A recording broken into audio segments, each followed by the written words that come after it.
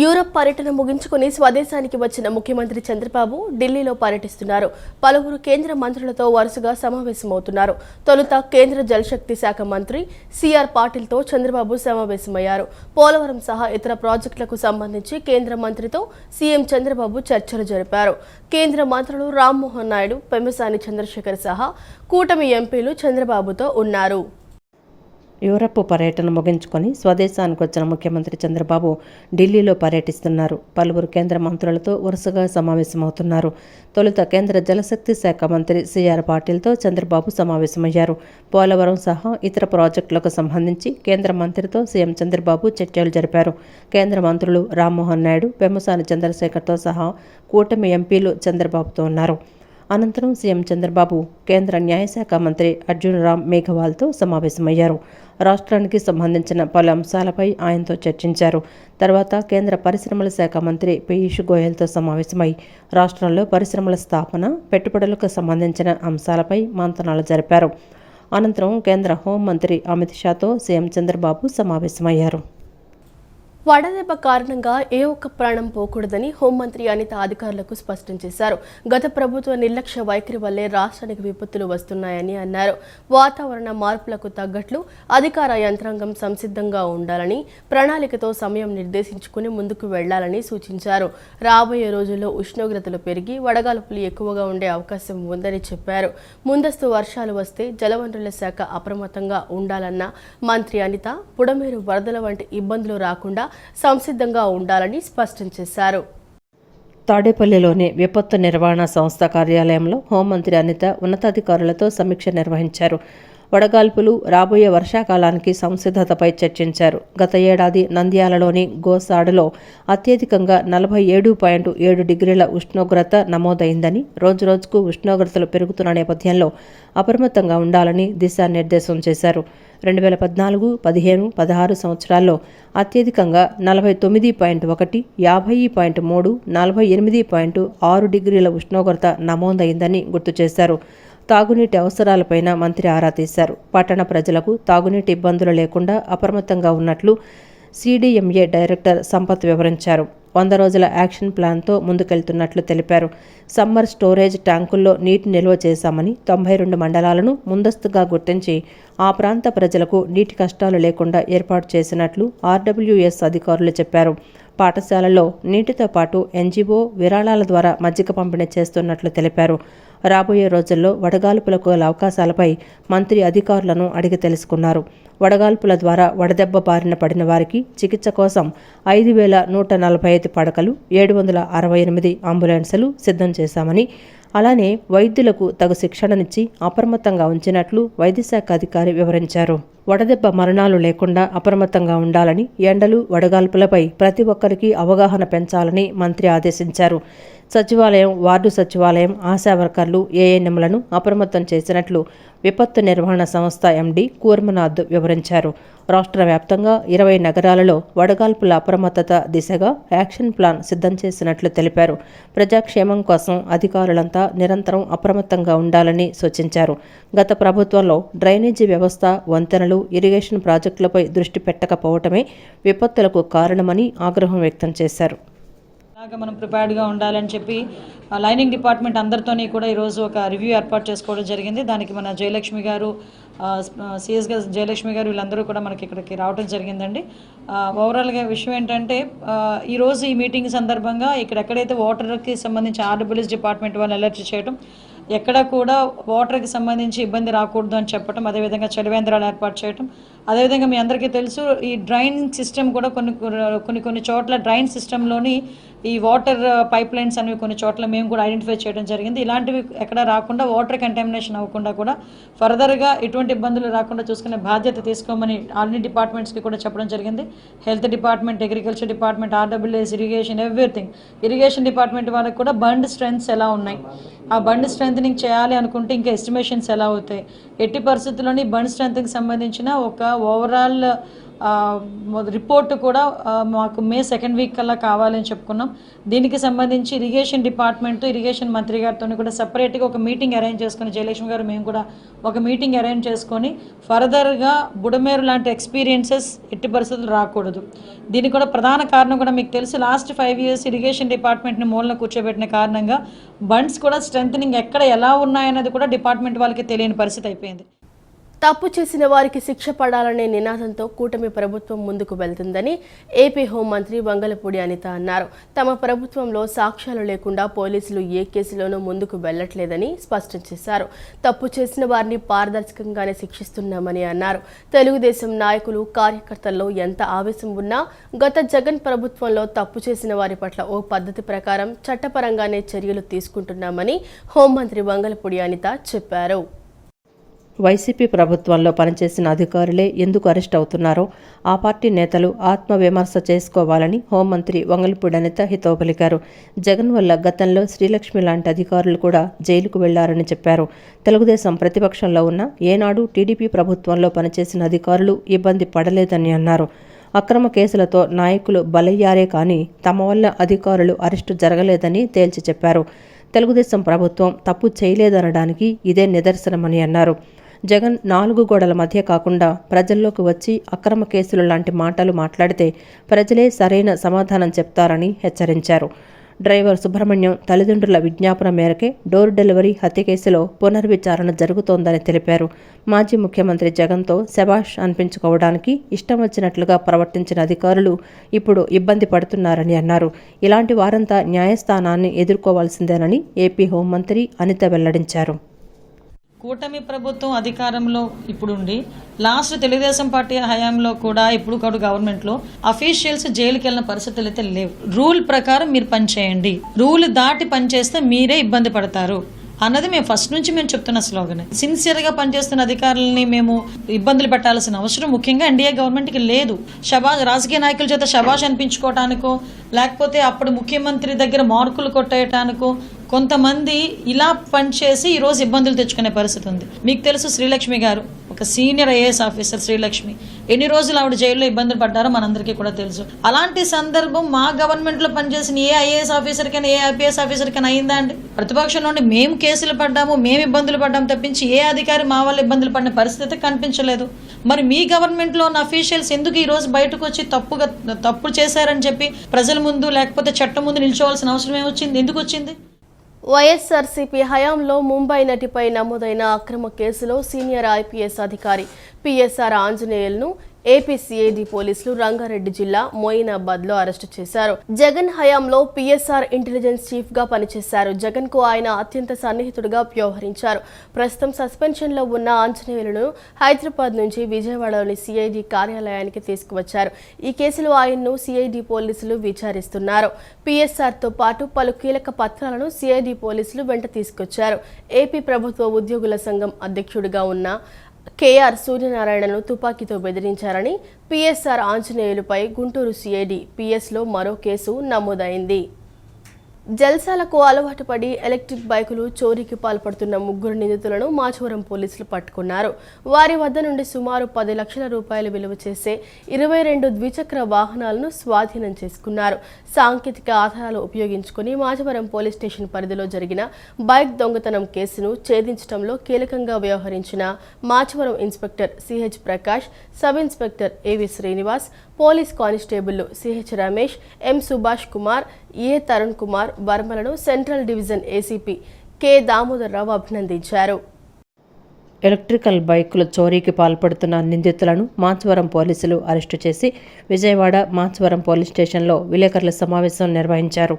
Central division ACP K Damodar Rao నిందితులను media ముందు ప్రవేశపెట్టి చోరీ వివరాలను వెల్లడించారు.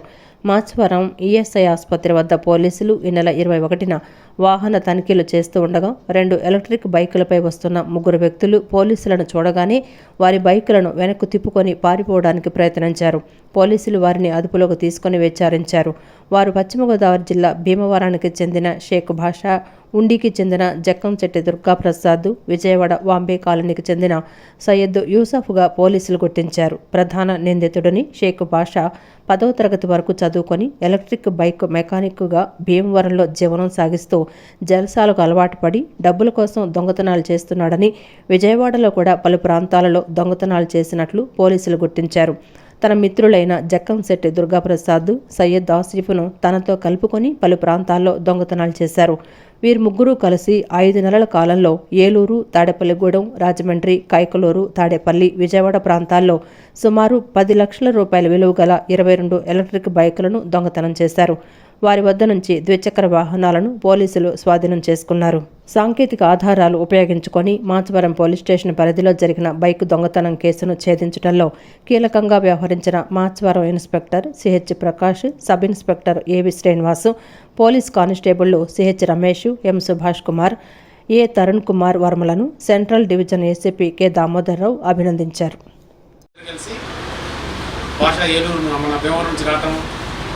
ఈ బండి మీద ఈ యొక్క యూసఫ్ ఆటోలో వెళ్ళటం, ఇద్దరు కలిసి వెళ్ళేసి ఎలక్ట్రికల్ సందులో ఏదో కాలనీలోకి వెళ్తాం.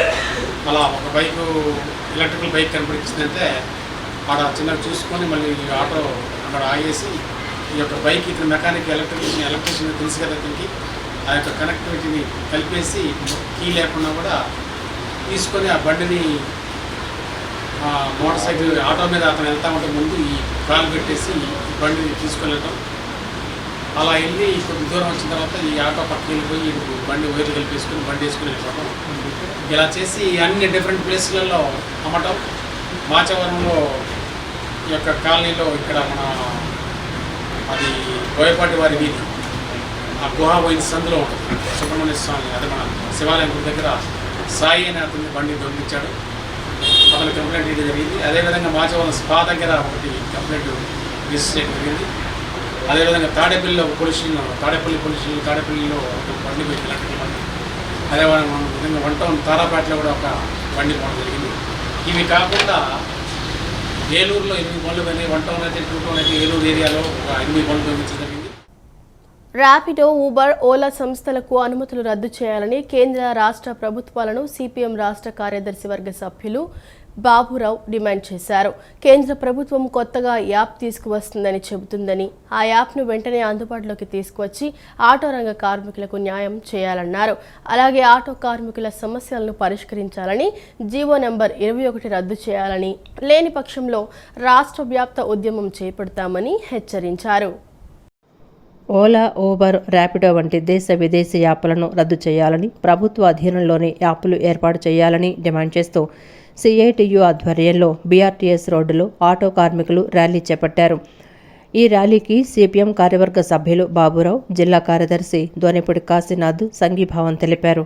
ఈ సందర్భంగా వారు మాట్లాడుతూ ఆటో డ్రైవర్లకు భారంగా ఉన్న పెనాల్టీల జీవో 21ని రద్దు చేస్తామని ఇచ్చిన హామీని నేటికి కూడా అమలు చేయకపోవడం దుర్మార్గమన్నారు. ప్రతి ఆటో డ్రైవర్కు 15,000 ఇస్తామని చెప్పి విస్మరించడం బాధాకరమన్నారు. ముఖ్యంగా ఓలా, ఊబర్, ర్యాపిడో వంటి ఆన్లైన్ యాప్ల వలన డ్రైవర్లు ఉపాధి కోల్పోతున్న పరిస్థితి వచ్చిందని, రాష్ట్రంలో ఆన్లైన్ యాప్లను రద్దు చేయాలన్నారు. ప్రభుత్వమే ప్రత్యేక యాప్ను తీసుకొచ్చి ఆటో డ్రైవర్లను కాపాడాలన్నారు. అధిక జరిమానాలు విధించే జీవో నంబర్ 21ని రద్దు చేయాలని డిమాండ్ చేశారు. కేంద్ర, రాష్ట్ర ప్రభుత్వాలు చదువుకున్నవాడు కూడా ఉద్యోగాలు ఇవ్వట్లేదు. ఇక గత్యంతరం లేక ఆటోలు తోలుకుంటూ కుటుంబాలు జీవనం సాగిస్తూ ఉన్నారు. కానీ ప్రభుత్వాలు ఆటో కార్మికుల పొట్టగొట్టి ఓలా, ఊబర్, ర్యాపిడో లాంటి బడా కార్పొరేట్ కంపెనీలకు మాత్రం జేబులు నింపుతూ ఉన్నారు. ప్రయాణికుల్ని ఎరవేసి ఆకర్షిస్తున్నారు తక్కువ రేట్ల పేరు చెప్పి. కానీ మార్కెట్ మొత్తాన్ని కబళించిన తర్వాత వాళ్ళు నిర్ణయించిన రేట్ల ప్రకారమే అటు ప్రయాణికుల్ని, ఇటు కార్మికుల్ని ఇద్దరిని దోపిడీ చేసి వందల వేల కోట్ల రూపాయలు ఈ బడా కంపెనీల యాప్ల పేరుతో దండుకుంటా ఉన్నాయి. శ్రమేను ఆటో కార్మికుడిదా, సంపద మాత్రం ఈ ర్యాపిడో, ఓలా, ఊబర్ లాంటి కంపెనీలదా. ఈ దోపిడీ ఆగాలి. ఇటువంటి పరిస్థితి వస్తే సాధ్యం కాదు ఇది. అందుకని అలా కాకుండా చేయాలి అని చెప్పనేటువంటి ఉద్దేశంతో ఈరోజు ప్రభుత్వాన్ని మీద ఆటో కార్మికులు డిమాండ్ చేస్తూ ఉన్నారు. ఒకవైపు జీవో నెంబర్ 21, ఒకవైపు ఈ యాప్లు, ఒకవైపు ఓలా, ఊబర్, ర్యాపిడోలు, ఇవన్నీ కలిపి ఇవాళ ఆటో రంగం ఎలా ఉంది అని అంటే పాడి మీదకి వెళ్ళటానికి సిద్ధంగా ఉందంటే ఆశ్చర్యం లేదు. పాడి మీద పడుకోబెట్టడానికి ఈ ఆటో రంగాల్ని తీసుకెళ్ళి పెడతా ఉన్నారు మీరు. ఇది ఎలా సాధ్యం అని చెప్పనేటువంటి అడుగుతున్నాం. అందుకనే CITU city auto workers union విజయవాడే కాదు, దేశవ్యాప్తంగా ఈ యాప్లకి సంబంధించినటువంటి దాని మీద, ప్రైవేట్ ఏజెన్సీస్కి సంబంధించిన దాని మీద దేశవ్యాప్తంగా ఉద్యమాన్ని చేపట్టేదానికి సిఐటియు నిర్ణయించింది. ఊబర్, ర్యాపిడ్ విదేశీ యాప్ల కారణంగా ఇవాళ ఆటో కార్మికుల కుటుంబాలు రోడ్ల పాలని, వాళ్ళకి కనీసం గతంలో 1000 రూపాయలు తోలుకునే వాళ్ళు ఈరోజు 200 నుంచి 300 రూపాయలు కూడా ఇవాళ ఆదాయం వచ్చే పరిస్థితి లేదు. అందుకే ఇవాళ విజయవాడ నగరంలో ఆటో కార్మికులు వేలాది మంది రోడ్ల మీదకి వచ్చారు. అందుకే ఇప్పటికైనా సరే కేంద్ర రాష్ట్ర ప్రభుత్వాలు పునరాలోచించుకొని ప్రభుత్వాలు యాప్లు ఏర్పాటు చేసి ఇవాళ ఆటో కార్మికుల్ని ఆదుకోవాలని చెప్పేసి అనేది ఈ సందర్భం తెలియజేస్తున్నాం. వక్ఫ్ బోర్డు సవరణ చట్టాన్ని కాదు, వక్ఫ్ బోర్డునే రద్దు చేయాలని, పేద ముస్లిం సమాజానికి ఉపయోగపడని వక్ఫ్ బోర్డు అవసరం లేదని Muslim personal law board of India రాష్ట్ర అధ్యక్షులు అల్తాఫ్ రజా కేంద్ర ప్రభుత్వానికి సూచించారు. వందల సంవత్సరాల నుంచి తమ పూర్వీకులకు సంబంధించిన భూములను 1958లో బలవంతంగా సర్వే చేసి 1962 గెజిట్లో చేర్చి అప్పటి ప్రభుత్వం చేసిన తప్పుడు నిర్ణయాలతో తమ భూములు రక్షిస్తామని మాయమాటలు చెప్పి దశల వారీగా చట్ట సవరణలు చేసి మాఫియాలకు, ఆక్రమణదారులకు అనుకూలంగా మార్చుకున్నారని అన్నారు. వక్ఫ్ బోర్డు సవరణ చట్టాన్ని కాదు, వక్ఫ్ బోర్డునే రద్దు చేయాలని Muslim personal law board of India రాష్ట్ర అధ్యక్షులు అల్తాఫ్ రాజా కేంద్ర ప్రభుత్వానికి సూచించారు. పేదరికంతో ఇబ్బంది పడుతున్న ముస్లిం సమాజానికి ఏమాత్రం లాభం చేయని వక్ఫ్ వ్యవస్థ రద్దు ఎందుకు చేయకూడదని అల్తాఫ్ రాజా ప్రశ్నించారు. వక్ఫ్ బోర్డు మీద ముస్లిం ఆడపిల్లలకు పెళ్లిళ్ల కోసం, పేద ముస్లింల చదువుల కోసం, వారి సంక్షేమానికి ఉపయోగపడినప్పుడు అలాంటి వక్ఫ్ బోర్డు వ్యవస్థ అవసరమా అన్నారు. వక్ఫ్ బోర్డు అంటే రాజకీయంతో ఎటువంటి సంబంధం లేని మతవల్లీలు, న్యాయవాదులు, మత గురువులు, ప్రజలచే ఎన్నుకోబడిన ముస్లిం మైనార్టీ పార్లమెంటు శాసనసభ్యులు కానీ, మండల సభ్యులు కానీ, లేక మాజీలు కానీ, పార్టీలకు అతీతంగా ఎన్నుకోబడిన వ్యక్తులు మరియు ఐఏఎస్, ఐపీఎస్ మైనార్టీ వ్యక్తుల కమిటీ అని అన్నారు. ముస్లిం మైనార్టీలకు సంబంధించిన ఆస్తుల రక్షణ కొరకు నిర్ణయాలు తీసుకొనుటకు, ఆక్రమణదారులపై చర్యలు తీసుకొనుటకు మాత్రమే వక్ఫ్ బోర్డు వ్యవస్థను తీసుకురావటం జరిగిందని తెలిపారు. నిజంగా ప్రభుత్వానికి చిత్తశుద్ధి ఉంటే వక్ఫ్ వ్యవస్థను పూర్తిగా రద్దు చేయాలని, తమ ఆస్తులు తమకు అప్పగించి తమకు పూర్తి హక్కు కల్పించాలని కోరారు. వ్యవహారంలో అసలు వక్ఫ్ బోర్డు మాకెందుకు? ఈ వక్ఫ్ బోర్డు ఉండటం వల్ల ముతవల్లీలం ఏదైతే మా భూములు ఉన్నాయో మేము వంశపారంపర్యంగా వందల సంవత్సరాల నుండి 400-300 సంవత్సరాల నుంచి మేము ఏదైతే హక్కు ఉందో ఆ హక్కుని కోల్పోయి ఇవాళ మా స్థలాలు పెత్తందారులుగా, అంటే ముతవల్లీలందరూ కూడా దొంగలు, వక్ఫ్ బోర్డు అధికారులు, కమిటీ వాళ్ళేమో వీళ్ళేమో దొరలు. వీళ్ళు మా స్థలాల మీద పెత్తనం చెలాయిస్తున్నారు, మా స్థలాలు వీళ్ళు లీజుకి ఇస్తున్నారు. ఇష్టానుసారంగా రాజకీయ నాయకులకు తత్తులుగా మారి మా స్థలాలను పూర్తిగా నాశనం చేస్తూ ఇవాళ సవరణల పేరుతో ఇంకా మమ్మల్ని నాశనం చేయడానికి చూస్తున్నారు. కాబట్టి పూర్తిగా వక్ఫ్ బోర్డుని రద్దు చేయండి. వక్ఫ్ బోర్డు మాకు అవసరం లేదు, మా స్థలాలు మాకు అప్పగించండి, మా హక్కు మాకు పూర్తిగా కావాలి.